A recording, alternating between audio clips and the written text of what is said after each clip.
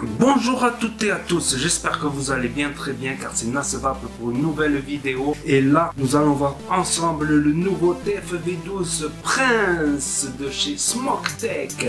Je suis agréablement surpris, niveau vape et niveau design aussi. Mettez un pouce bleu si vous voulez voir l'unboxing en détail du TFV12 Prince. Merci beaucoup. Et voici le TFV12 Prince de chez Smoke. Donc voilà, dans un packaging comme ceci, avec ici inscrit tout ce qu'il y a dans le paquet et un scratch d'authentification. Comme d'habitude, il faudra tirer comme ceci et puis ouvrir par là. Et là, nous aurons une notice d'utilisation en anglais uniquement, une carte attention et là le fameux atomiseur.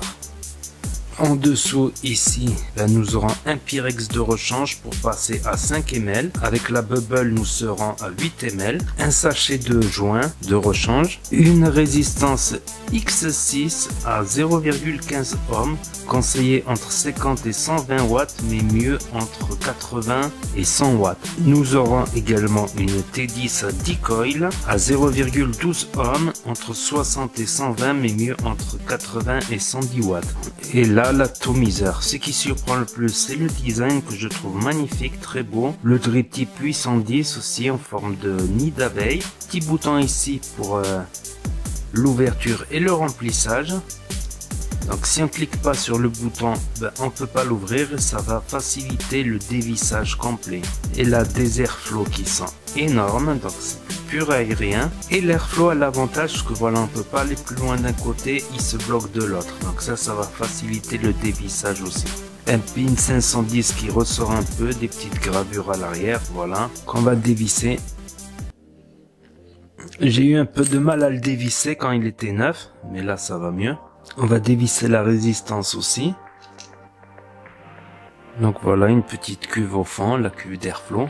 Et là, la résistance Q4 à 0,4 ohms, conseillé de 40 à 100, préférable de 60 à 80.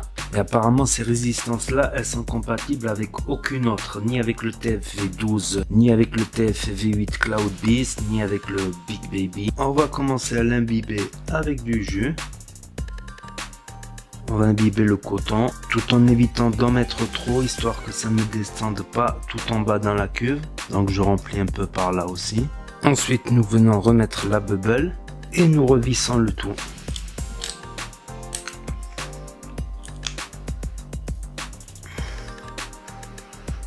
Donc il fait 25 mm de diamètre et 28 mm de diamètre au plus large, quoi. Voilà, pour le remplissage on appuie, donc ça va être pratique si on veut pas qu'il s'ouvre dans la poche par exemple. On peut remplir avec une twist à condition de remplir à partir de l'extrémité de l'haricot et de laisser un retour d'air pour laisser l'air sortir qui laisse place au liquide.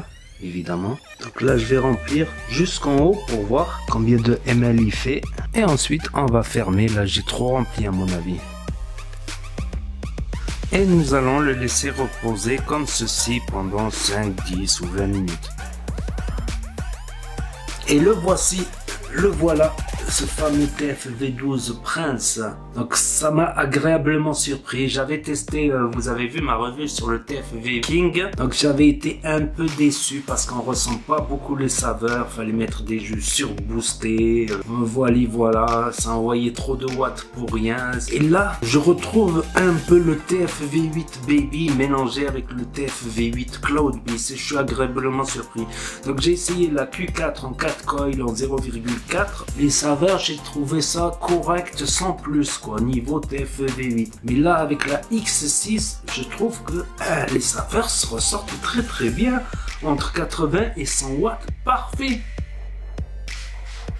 Parfait pour 80 watts, là ça envoie pas mal de volume de vapeur et ça garde beaucoup de saveur, quoi. Certes, ça ne sera pas un tripper saveur non plus, mais pour des résistances préfaites à ce wattage là, à ce volume de vapeur là, je suis agréablement surpris, surtout avec les X6. Je crois que j'ai eu le coup de foudre pour les X6 là avec mon flanc de queso. Hein, pas mal du tout. Donc les points positifs, on va y aller directement. Donc j'ai constaté 0 fuite comme sur le Melo 4. Donc là je suis à ma deuxième résistance, donc j'ai fait pas mal de rechargements comme il consomme beaucoup. Et chaque fois les rechargements avec l'airflow ouvert et 0 fuite. Ça c'est un point très positif quoi. Pas de risque de liquide qui va couler dans la poche, quand tu es dans la rue ou quoi. Ça, énorme point positif, 0,00 fuite, garantie. Également l'airflow qui se bloque, contrairement au TV812 qui tournait dans le vide. Donc le petit truc qui se clipse ici là pour ouvrir, donc on peut plus l'ouvrir accidentellement. Pour le dévissage aussi, c'est beaucoup plus agréable parce que des fois quand je le dévissais, j'ouvrais la trappe de remplissage, ça devenait compliqué. La bubble qui permet d'avoir pour moi 7 ml ou 7 ml et quelques, pas 8, mais bon ça c'est plus chipotage. Le design, franchement je kiffe grave le design de ce TFV12 Prince. Celui-là c'est celui de comment vous faire Arsène Valentin pour faire un retour vidéo pour dire ce que j'en pense. Et je l'aime bien ce petit TFV12 Prince. Donc la vape elle est quasiment équivalente à un TFV8 Cloud Beast ou TFV8 Baby, entre les deux quoi. Et le wattage aussi il est entre les deux, donc c'est pas mal. Grand big up pour la X6 que j'aime beaucoup quoi. Franchement cette résistance là j'aime bien. Les points négatifs, j'ai eu du mal à en trouver. Bon, certes, c'est pas un reconstructible, c'est pas un dripper saveur. C'est fait pour ce que c'est fait, en résistance toute faite, c'est pas mal quoi. Moi j'aime beaucoup.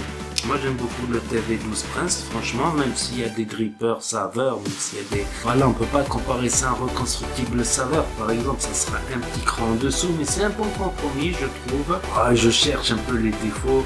Bon, j'ai trouvé que c'est plutôt 7 ml que 8, quoi, en comptant l'amorçage des cotons. Mais ça, c'est du chipotage, parce que 7 ml, comme j'ai dit, c'est déjà pas mal. Les résistances, elles sont un peu chères, plus ou moins, selon les sites. Donc, comparé à des résistances à 1,50 € à 2 €, là, on est plutôt sur entre 3 et 5 € quoi, les résistances. Ça dépend du site.